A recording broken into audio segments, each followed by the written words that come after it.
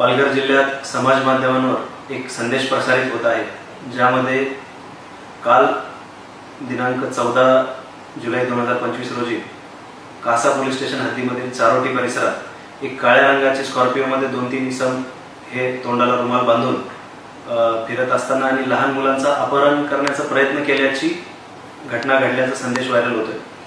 तरी सदर घटनेची माहिती आज मिळताच त्वरित स्थानिक गुन्हे शाखा व कासा पोलीस स्टेशनच्या टीम त्वरित रवाना करण्यात आलेल्या आहे। सदर घटनेचा पालघर पोलिसांकडून कसून तपास करण्यात येत आहे आणि सदर घटनेची शहानिशा करून त्यावर कडक कारवाई त्वरित करण्यात येईल।